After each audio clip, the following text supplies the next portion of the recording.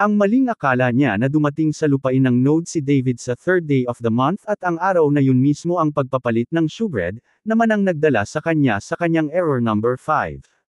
Ang error number 5 ang pinakamalaki niyang error sa lahat dahil akala niya ay araw ng Sabbath ang third day of the month.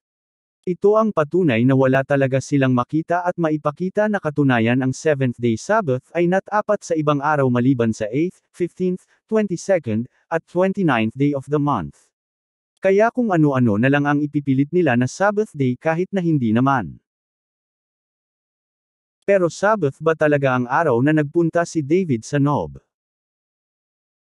Napakadali po na patunayan na hindi araw ng Sabbath nagpunta si David sa Nob. Easy peasy. Ang first possibility ay napakasimple lang. Hindi maaari na Sabbath nagpunta sa Nob si David dahil bawal maglakbay kapag araw ng Shabbat. Dito pa lang ay tapos na ang laban. First round knockout na agad ito kung sa boxing match. Ang second possibility ay hindi naman agad nakapunta kay Ahimelech si David.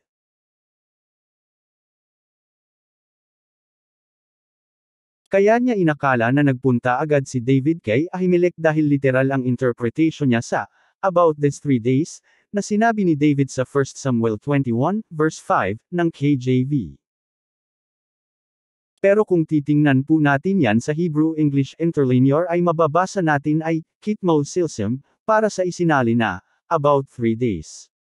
Ang isinali na 3 days ay ang Hebrew word na shilshom. Ito ay Hebrew word reference number 8032. Kaya isinali nito na 3 days ay dahil sa akala na ito ay nagmula sa Hebrew word na shalosh na ang ibig sabihin ay 3 o 3. Pero kung titingnan kung paano ito ginamit sa Hebrew scriptures ay hindi po 3 ang ibig sabihin nito. Isa itong idiomatic expression. Narito ang paliwanag mismo ng mga recognized Hebrew concordances and dictionaries. Ayon sa Strong's ay hindi ito limitado sa kahulugan na 3 days dahil ginamit din ito sa kahulugan na day before o yesterday. Ang totoo kaya lang naman ito na isali na 3 days dahil sa pag-aakala ng KJV translators na ito ay specifically na tumutukoy sa 3 days na nagtago si David mula kay King Shaul. Ayon naman sa Brown Driver Briggs ito ay pwede rin na day before yesterday o isang idiomatic expression sa kahulugan na hitherto, or until now. Pwede rin daw ito na aforetime o previously o formerly o for some days. Ito ay ayon sa mga Bible verses na nabanggit. Narito ang halimbawa naman ng Englishman's Concordance. Ayon na rin sa mga halimbawa ng KJV, ito ay isinali na before, in time past, at before that time. Ayon pa dito ay isinalin din ito na, in times past, o, in time past. Kaya malinaw na hindi lang talaga 3 days ago ang kahulugan nito. Isa itong Hebrew idiomatic expression na ang kahulugan ay sometime ago o in time past. Kumbaga sa Tagalog ay nitong nakaraan lang. Kaya kung itatama natin ang pangyayari ay maaari na ang tinutukoy ni David na time past o days before o ang mga nakaraang araw ay ang mga araw na dumaan habang siya ay tumatakas at nagtatago, bago ang Shabbat. Alinman sa mga ito ang posibleng araw na humingi ng tinapay si David. Pero kung sakali man na araw ng Shabbat talaga humingi ng tinapay si David ay possible na dumating siya sa node sa araw bago ang Shabbat at kinabukasan ay saka siya nagpunta kay Ahimelech upang humingi ng tinapay sa araw na bagong palit ito. Kaya sa ganitong paliwanag ay ang 8th day of the month pa rin ang Shabbat at hindi ang 3rd day of the month. Ang third possibility ay ang katotohanan na ilang araw nang napalitan ang shewbread bago pa dumating si David sa Nob. Matatandaan na pamhihira ang tinapay na ito dahil hindi basta-basta napapanas o nasisira. Kung literal na 3 days period ang tinutukoy ni David at nagpunta agad siya sa Nob pagkatapos na New Moon Festival, ay possible dito. Ang totoo ay possible naman na makapunta si David sa loob ng isang araw lang mula sa Rama papunta sa Nob, dahil ito ay around 8 to 9 kilometers lang mula sa Rama. Depende na nga lang kung paano maglalakbay na patago at kung saan dadaan dahil tumatakas si David at hindi siya dapat makita ng mga tapat na tauhan ni King Shaul. Ang Nob ay malapit lang sa Jerusalem sa gawin ng north, at bandang itaas ng Mount of Olives. Ngayon ay ako na tayo sa pagtakas ni David kay King Shaul. Ito ang flight map o mapa ng pagtakas ni David na nag-umpisa sa color green sa larawan na ito. Mag-umpisa tayo sa Gibeon kung saan naroon ang palasyo ni King Shaul.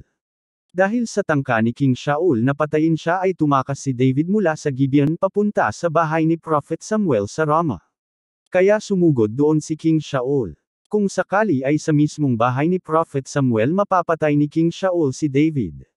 Subalit gumawa ng himala ang Elohim kaya hindi nagtagumpay si King Shaul. Mababasa lahat yan sa 1 Samuel chapter 19. Pagkatapos nito ay tumakas si David at nakipagkita kay Jonathan bago nagtago. May mga nagsasabi na bumalik daw si David sa Gibeon para makipagkita kay Jonathan. Mas malayo po yan papunta sa Nob kung sakali. Ito na yung tagpo na ating tinatalakay sa video na ito. Matapos nga ang pista ng bagong buwan ay tumakas si David papunta sa Nob. Ganito ang possible na nangyari noong magpunta si David sa Nob. Katatapos lang ng 2 araw na pagdiriwang ng New Moon Festival. Bago ang pagdiriwang na ito ay nagpalit ng shewbread sa nakaraang 7th day Shabbat o ang 29th day of the previous month. Hindi natin alam kung paano pinaghahatian ito ng mga priests noon, pero ayon sa probability na ating natalakay, ay at least isang tinapay ang kakainin sa isang araw dahil sa laki nito. Sa isang tumpok ay may matitira na 5 tinapay sa araw ng Shabbat. Hindi kailangan na kumain ng shewbread ang mga priests sa 30th day at first day of the month dahil may handaan at kainan kapag pista ng bagong buwan. Kung saan ay hindi nga dumalo si David kaya nga walang nakaupo sa nakalaan na upuan sa kanya. Kaya nang magpunta si David ay siguradong may natitira pa sa inalis na shewbread sa harap ng Elohim. Alam ito ni David. Kaya si David ay humingi ng kahit 5 piraso. Ang possibility na ito ang mas pinapaniwalaan ng Auf-Erem Channel.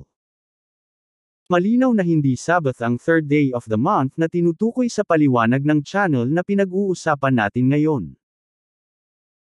Kaya ang akala niya na Sabbath ang 3rd day of the month is wrong.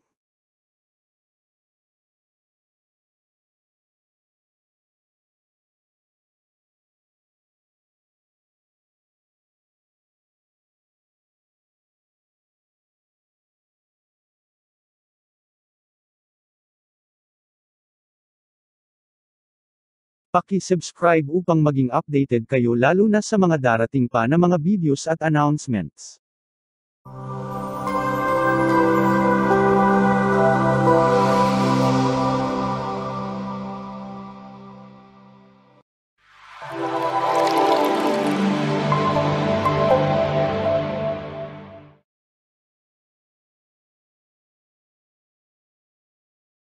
Kung inyo pong mamarapatin, ay bukod po sa pag-subscribe, ay paki-like po ang aming video kung inyong nagustuhan, at pakisuyo na rin po na e-share at huwag kalimutan na pindutin ang notification bell. Kung kayo po ay may katanungan po na, at anumang concern ay paki-comment po sa ibaba. Maraming salamat po. Mabuhay po kayo mga kababayan.